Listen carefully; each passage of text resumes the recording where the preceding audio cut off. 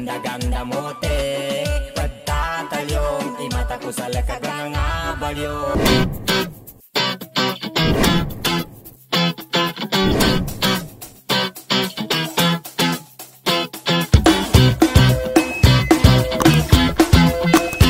Yeah. Maganda araw mga kautol, and for today's video ay tuturo naman natin ang ating dance challenge. So bago natin simulan yung tutorial, ay i-mirror muna natin itong video. Let's go!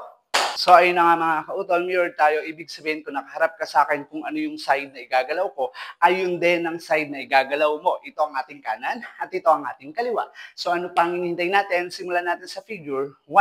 Sa figure 1 natin mga kautol, itatap lang natin yung baba natin ng 2 beses gamit yung kanang kamay, which is boom, boom. Then after that ay turo sa harap ng 2 beses. So tap, tap, turo, turo. Ganun ang mangyayari. And then after that, step right foot lang tayo habang yung kamay natin ay pagkocrossin natin dito sa harap. Okay? So kuha and then labas. And then magko-close yung paa na in-step natin, which is yung right. Okay, so right, buka, and then pupunta naman tayo sa left, ganun pa rin yung procedure or yung step natin, kuha, and then balik. Okay, so pag ginawa natin yung part na yun, it's boom, boom, and boom, boom. Okay, and then after that, magche-chest pump lang tayo dito sa right side, which is right, and then ko-close lang yung paa natin. And then yung left natin ay bitin, isang beses lang. And then after that, pagbalik natin sa original position, iikot natin yung kamay natin ng pagganito. Okay, so pag ginawa natin si figure 1 from the top, sabayan nyo ako mga kautol. It's boom, boom, boom, boom, and boom, boom, boom, boom, and boom, boom, boom, boom. So, pag nilagyan natin ng countings in 5, 6, 7, 8, and 1, and 2, and 3, and 4, 5, 6, 7, and 8. And that is our figure 1. Ganda-ganda mo te, pagtatalyong imata ko sa lakagang abalyo. Ganda-ganda mo te, pagtatalyong imata ko sa lakagang abalyo.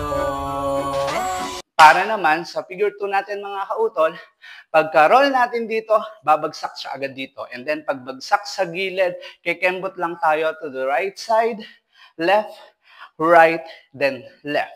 Then after that, kikembot ulit tayo sa right, pero this time, ilalagay natin yung kamay natin sa likod ng ulo, which is right, left, right, left. So pag ginawa natin si figure 2 from the top, sabayan nyo ako mga kautol, it's boom, boom, boom, boom, and boom, boom, boom, boom. Pag nilagyan natin ang countings in 5, 6, 7, 8, 1, 2, 3, 4, 5, 6, 7, 8. And that is our figure 2.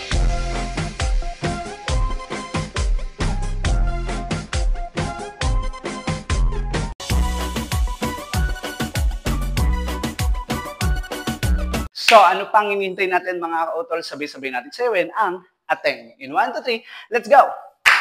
Hey, ating ganda-ganda mo te, pagtatalyong imata ko sa lakagang abalyo.